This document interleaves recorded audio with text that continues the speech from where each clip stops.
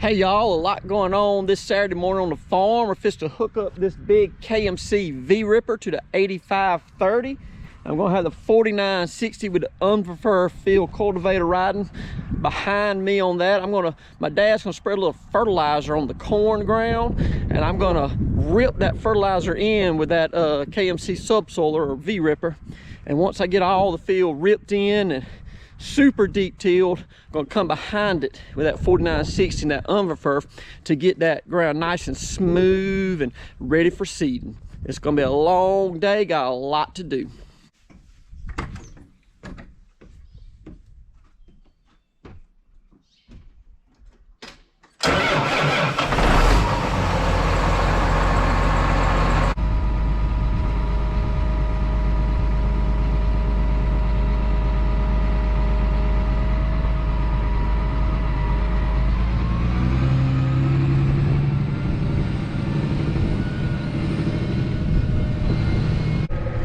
Today I'm wearing my white farm equipment hat. It's a brand new hat. I know normally I have on my Georgia Southern hat because I am a Georgia Southern alum. I always proudly wear that hat or one of those hats.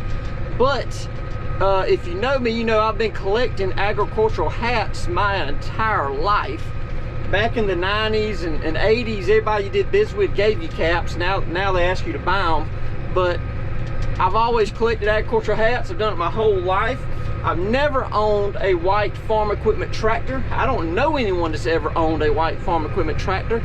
And thus, I don't know anyone that's ever had a white farm equipment tractor hat. So when I saw this hat available online, I had to buy it because I am a collector of all things agricultural hats. So if you know some local equipment manufacturer or tractor company or fertilizer company or co-op from your area, wherever that is, it has cool caps, something I might not have seen before, put it in the comments below. I'll look it up because I'm always collecting new and unusual agricultural caps.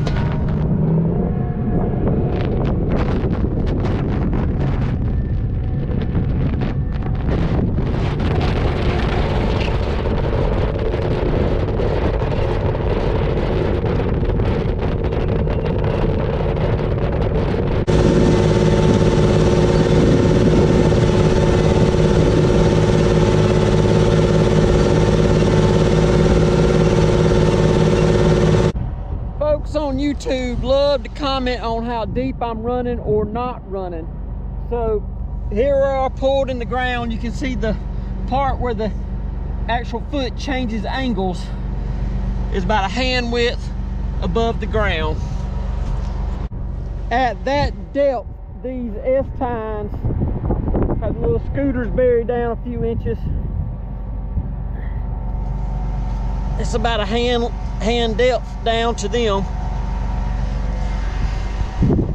I've lifted the implement up, the subsoiler up. Now you can see the point down here is hot. It's hot from running that ground, but it is at ground level. I have a 24-inch pipe wrench. See 24 wrote on it right there. Holding that ground level. So I'm running 24 inches deep. Read them in wheat, boys. I know all y'all gonna be saying I'm running 6 inches deep, 8 inches deep. 24 biggins. This particular portion of the field I'm in now is softer than the front, so it is easier to keep this thing down around 24. I don't want to go above 18. I'm keeping it between 18 and 24 all day. When I get to the very front, that red clay, there's blood red, and I'm having to actually get too shallow, get shallower than I want to run, shallower than what is ideal. But if you run this thing down around the 20-inch mark in that red clay, sure, you can roll your thumb wheel back and get my speed down around 2 miles an hour at that point to pull it, and it'll go to breaking shear bolts. But it also roll up big red clay boulders, packed tight red clay, that's hard boulders, and that's no good. We don't want that. I can't plant in that. I can't do away with those boulders once you've created them. So when I get in that super hard packed area by the front, and it's packed by moisture, not by driving, water kind of rolls off the front of that field and stands up there on that red clay, and that moisture packs it down.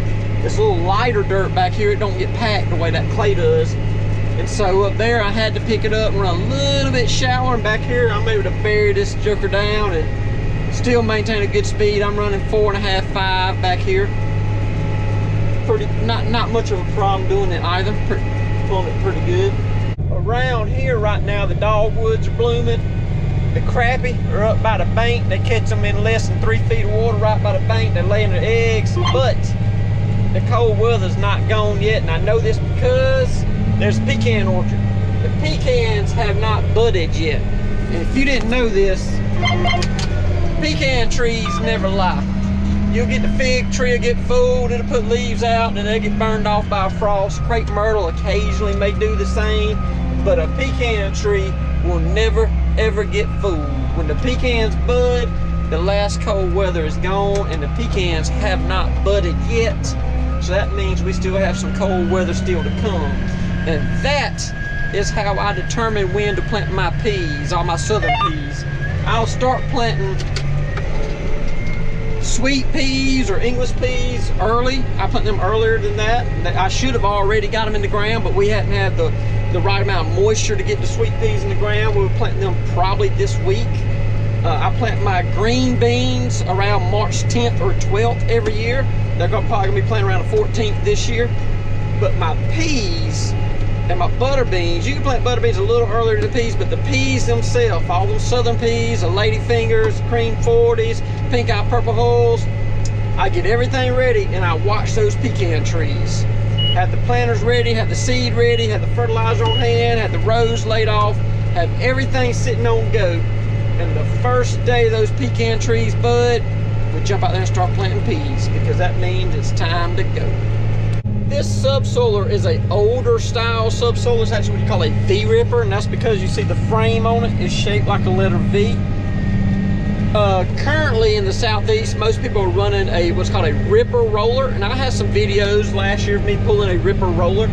These V-Rippers are a little bit harder to pull, and instead of a roller on the back, this has a big pipe, a big heavy pipe that I drag. And so if I'm in something that's going to make some clods, some a thicker dirt or red clay or a little bit browner soil, that pipe will break those clods a bit, it'll mash them down. But right now I'm in a lighter, sandier part of the field, and it's causing a buildup of dirt right there in the middle. A big pile of dirt is starting to drag on the pipe. See a big mound of dirt I'm dragging in the middle.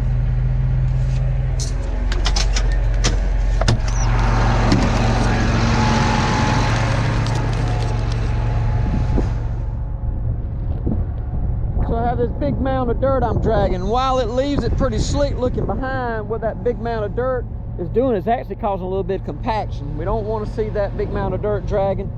And the other main thing is when I get to the end of the row, if I stop and pick this thing straight up, I'm going to leave a big hump of dirt on the end, and that's going to be a big problem. You don't want humps of dirt every other pass, because it would leave it here, and then when I turned around it wouldn't be one, but when I come back there'd be nothing. So every 18 feet there'd be a bump. You don't want all that crap. So it's very important that I pick this thing up while I'm moving, so that the chains on the pipe slowly get tight and they spread that pile of dirt. As the pipe loses contact with the ground, it slowly spreads that pile of dirt out. That's very, very important. You got to do that or you'll hump up the side of the field.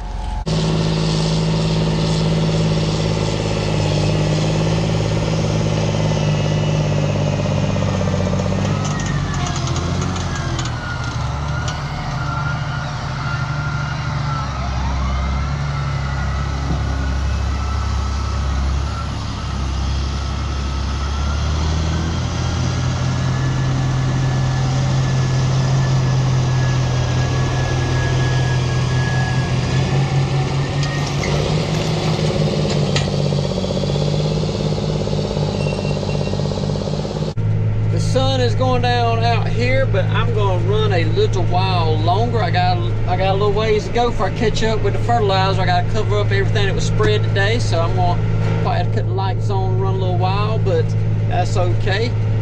If you haven't already, think about subscribing to this channel, man. Next 10 days I'm going to plant a lot of vegetables.